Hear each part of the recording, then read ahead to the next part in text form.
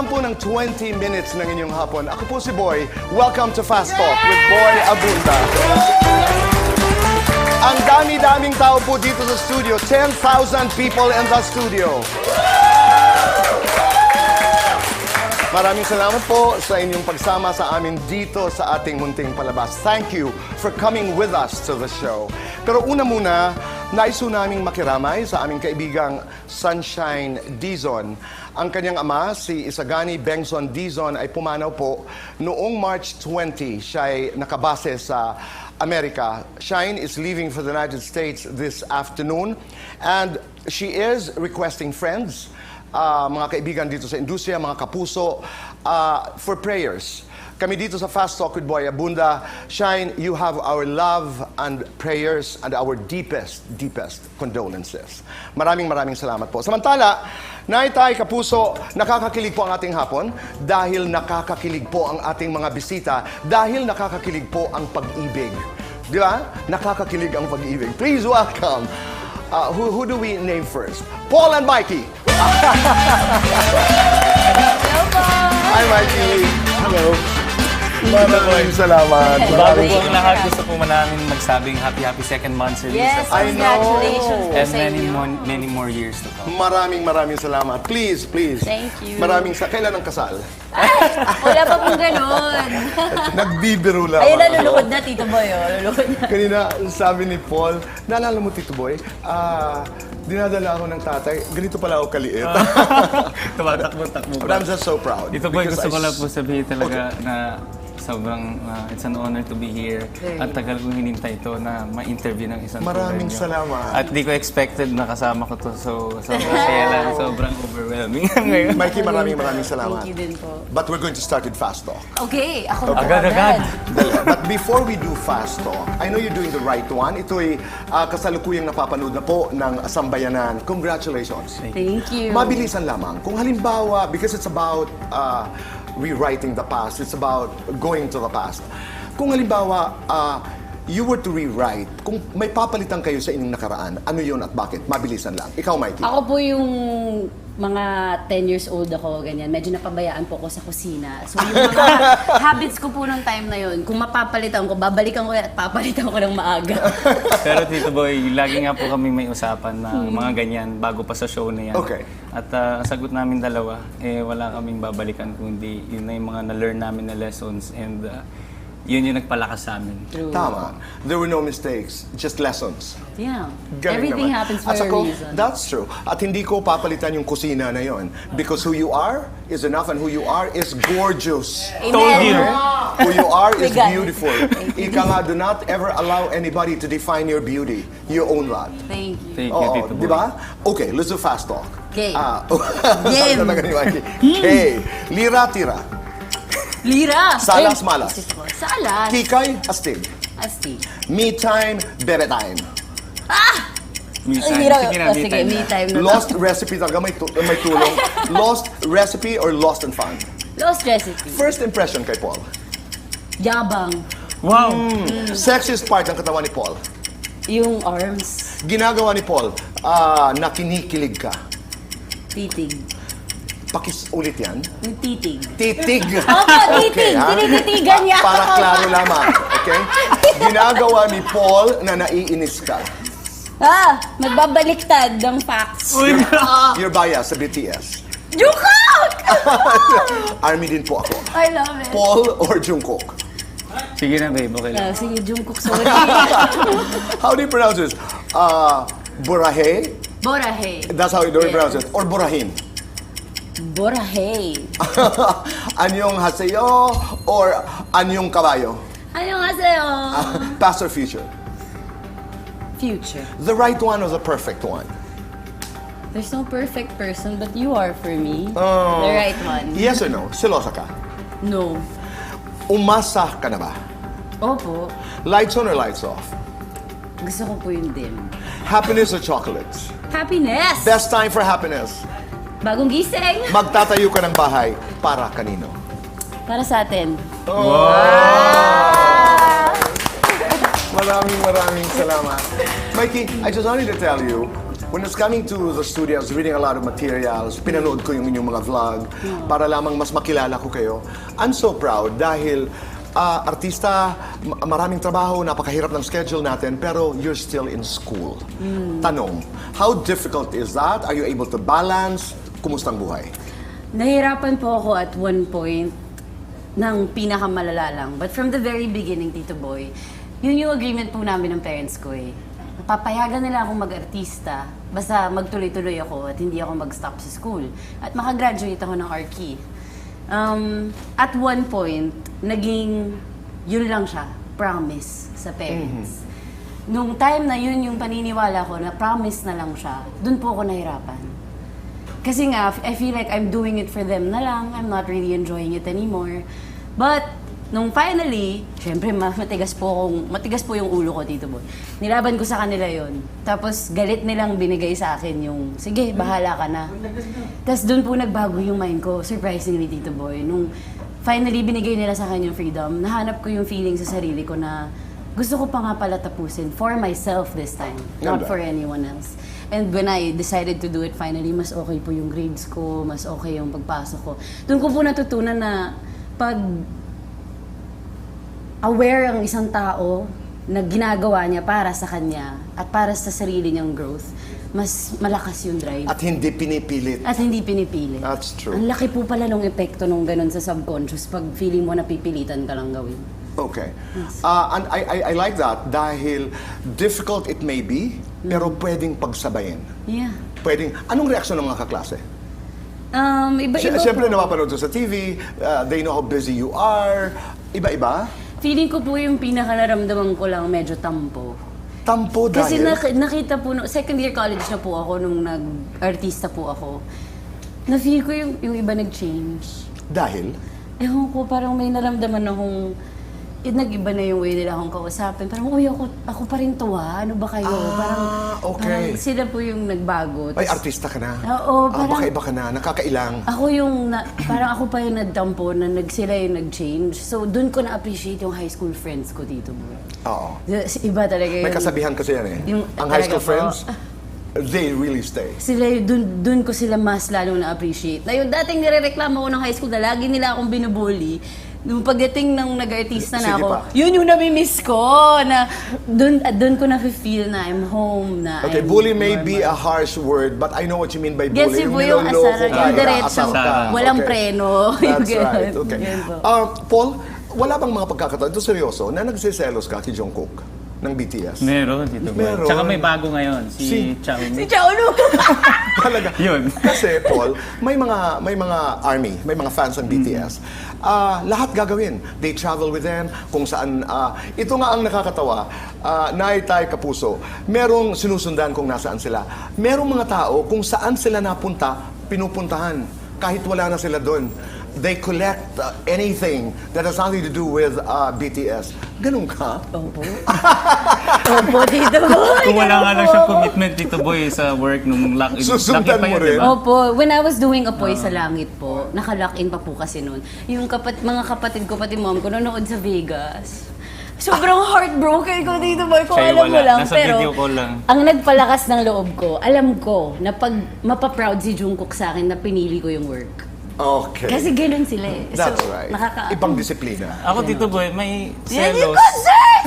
Yan eh, that's the closest I ever got. Like, it's just a There! video. Ako may selos, pero at one point, dumating yung time na na-realize ko maging supportive sa kanya. So, madaming natuwa ng ARMY nung nag-post ako ng video. Oh, kinakanta na niya po yung kinakantahan mga ko siya. songs. Don't wanna be fool, wanna be cool. Yun But nga. you have to love what she loves. I mean, that's what love is all about. K-pop fan din po. Mayroon din po siya twice. Once din Once ako. po siya.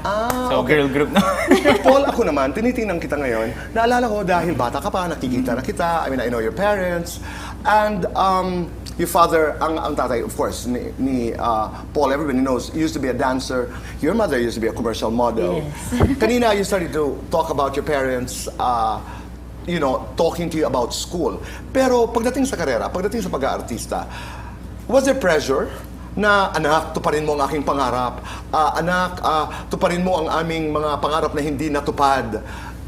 Was there such a thing as fulfill our this is not a nice word, our failed ambitions, our failed pangaraps para lang masaya.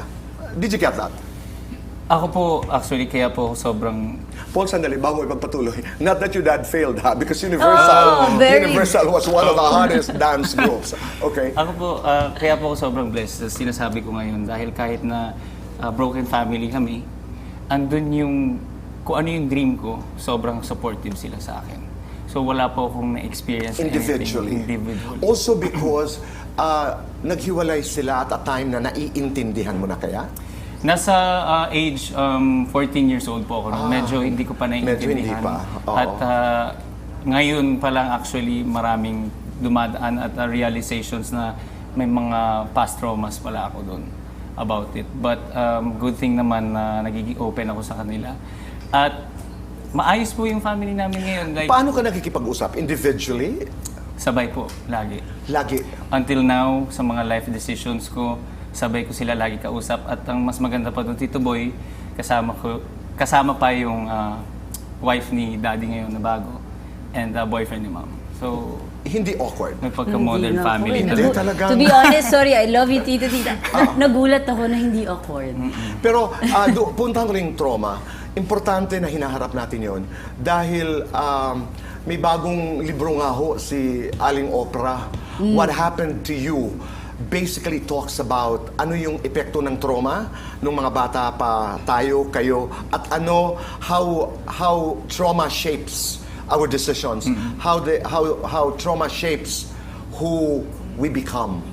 Diba? Mami, who is a model, I mean, I know your family's into politics, may pressure ba na kailangan ganito? Na mag-succeed. Wala po. Alam niyo, Tito Boy, nung nag-sign po ako ng network for a contract, tinawagan ko na lang sila kasi wala pa akong 18. Sabi ko, pumila ako mag-isa sa VTR. Kasi nga, ayoko pong sabihin sa kanila na ginagawa ko yung pagpila dahil doon ako mape-pressure pag alam kong Okay. alam nila. Alright. So, when they offered the contract na, tinawagan ko na lang parents ko, kailangan ko kayo kasi di pa ako 18, pipirma tayong kontrata sa GMA. Sabi ko yun. Tapos, doon nag-start yung, doon ko na-feel yung fulfillment na even though sinasabi niyo po na my parents are politicians, connections-wise, kanya Right. sabi ko, may pride po ako dito, boy, na I want to work for it. Merong I want to kalye have sa it. Maynila named after your great-grandfather, My kung hindi ako nagkakamali, di ba? Opo. Because he was Quintos. the first chief of police ng Manila. Ng Maynila. Opo. Doon Wow. po yan. Ang dami po nagsasabi, kami may-ari ng kalsada. Pinangalan lang po yung kalsada sa lolo ko. Hindi kami may-ari ng kalsada. Ay, maganda rin yun. Opo. Pero yan. Dahil sa karanasan mo, because of the family, because of your situation, sabi mo nga, broken family, ano ang natutunan mo pagdating sa relasyon mo kay Mikey ngayon? That's number one. Number two, nabuo ang inyong relasyon during the pandemic. How difficult was that? And ito diretsang tanong, do you guys talk about your exes? Ang mga kasagutan po sa pagbabalik ng Fast Talk with Boy Abunda. We're back here on the show. Kasama pa rin po natin si Paul at Mikey. You know, I look forward to this conversation because alam ko na may pag-uusapan tayong mahalaga. Anyway, but let's go first to yung karanasan mo sa pamilya. Anong ginagawa mo ngayon para makasiguro na napapangalagaan mo ang relasyon mo kay Mikey? Okay. At first, i-ano na natin, sama-sama na natin. Nung nasa lock-in po kami noon at nung pandemic days, lockdown days, I was at my lowest point talaga. Like, simula child actor, parang yun yung feeling na ngayon lang ako nakapahinga. Ngayon lang ako nasa bahay ng ilang months. Then, dun ko na-realize lahat. Like, may traumas, hurts. So, nung time po na pumapasok si Mikey sa buhay ko, ito yung time na masasabi kong doon ko siya nilove dahil sa understanding niya sa akin, sa patience niya sa akin. Dahil yung past traumas ko po, alam kong hindi nag-work si dad and mom. Love ko sila both. Alam kong kahit may onting bias ako nung time na yun, nung bata ako. Alam kong ngayon, both sila nagkamali doon kung ano man yung naging sitwasyon na yun, Tito Boy. Okay. So, dumaan po sa akin yung trauma na yung pag iniiwan ng ka-relationship. Like sa girlfriend and all. So, hindi ko po alam yun hanggat sa nung nakilala ko ito. At parang siya pa yung nakakita nun sa akin. Paul, patawad because you went there. Mikey, you have to forgive me. Nahirapan ka pag iniiwanan ka. That last relationship you had was very public. It was extremely public. Ang gulo. How did you survive that? Kaya rin po actually, Tito Boy, naging toxic dahil meron po sa sarili kong nandun na yung trust issues ko. Nandun na yung tamang hinala ko. Like, aminado po ako sa sarili ko, sobra pa ako sa seloso. Sobra pa ako. Kasi feeling ko, onting time lang may makausap lang na ibang lalaking kaibigan, yung nagiging karelasyon ko. Feeling ko lolokohin ako. Pero Feeling ko Paul, iwanan how na far ako. did you go in that last relationship?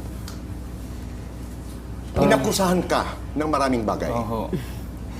So, I don't want to go there because it's the Yeah. past. But It's you okay, brought it dito. up Oo. Actually, aminin ko po ngayon lang na wala yung pagiging bitter ko sa kanya. Kasi, Okay. nung time po na yon, hindi ko matanggap, Tito Boy, actually, na ilabas yung mga ganung news about me na matagal ko na sinasabi, hindi naman talaga totoo. But you're okay now. I'm okay now. Okay. Halimbawa, Mikey, tayo. Paul, kung ilabas natin sa TikTok, okay. kasi napapanood ko kayong dalawa. Paano po yan? Oo, halimbawa, tungkol sa mga exes, di ba? Okay. Yung mga exes. If you were to do a TikTok dance tungkol sa mga inyong exes and express it via TikTok, paano? Para Tito Boy, mapapagano'n tayo. Kaldag eh. Bakit kaldag? Excess sa excess sa yung Anong tawag yun? Anong tawag yun? Kaldag. Doon po sa kilala. kaldag. Pero ganun kasi dito Tito boy Boy. kaldag. Teka lang, So, medyo, ano pa ako? may kinalaman halimbawa sa ex. May kinalaman about sa ex. Action. Hindi, Okay. pero may music ba tayo dyan? Ayan, Tito Boy, sabihin niya na ako Ayan. Sasabayan kita. Ano ba? Gagawin na tayo, Tito Boy. Ulit. Okay? At ito ang sunod natin sa chat. Yes. Let's go, Tito Boy. Anong ibig sabihin yan? What is it saying? Ano sinasabi niyan? Dahil Parang sa parang hold me. hold me. Yeah. Sinong hold sa'yo? I am cool now. I'm cool now. I'm relaxed Okay na now. ako. O sige, si Mikey naman, halimbawa, kung pag-uusapan, Siya po yung dancer. Hindi. Alam ko Okay, kumakanta ka. okay, okay, Yeah. okay. Kakatuwaan lang. If you were to describe via TikTok ang inyong relasyon ngayon, how would that go? Yung medyo masaya. Siguro yung Yung, ganun-ganun natin. Yung ganun. Yeah. yung sapakan. Yung Ano, ganun ending. ano yung sapakan? Sige nga, go. 3, 2, 1, go! 3, 2, 1, go! Nakalimutan ko na may. Tapos ako! Sige, go! Tapos ganyan. Yeah, tapos try ganun. Tapos, Ikot. Tapos The may hips. puwet yung dito boy. Yeah, the hips. Dalawang puwet. Na-OPO ako. Yeah. Isa pa, Tito Boy! Isa pa, Tito Boy! Gano'n lang. Pa. Yeah, yeah. Tapos ikot. Tapos puwet. Tapos puwet. Yan! Galing! Galing dito. Winner. Maraming salamat. Thank you. Thank you. I wish you all the best. Really. What is your promise for each other? Ayun nga po, sabi ko kay Mikey, sa lahat ng struggles, kasiyahan, growth, gusto ko siya kasama. Hindi naman yun mawawala. And sana kapag may mga times na natitrigger yung mga traumas natin both, I want to assure you na hindi mo kailangan mag-isip or kabahan kasi ikaw naman lagi kong pipiliin kahit mahirap. Maraming salamat. Ang akin lang, listen to each other. Opo. Love each other. And most importantly, no matter how difficult the situation is, don't forget that you respect each other. Yes. Importante yon. Maraming Thank salamat you, sa inyong Tito. dalawa. Thank you. It was so much fun. Thank you. Marunong na ako mag-TikTok. Boy Soul, La Carmela de Boracay. Maraming salamat. Enrica de la Merced for our chairs. Maraming salamat. Naitay, Kapuso, salamat po sa inyong pagpapapasok sa amin, sa inyong mga puso at tahanan. At maraming salamat sa inyong suporta. Always remember to be kind. Always make your nanay and tatay proud. # say thank you. Let's talk again tomorrow and every day and always. Goodbye for now. God bless.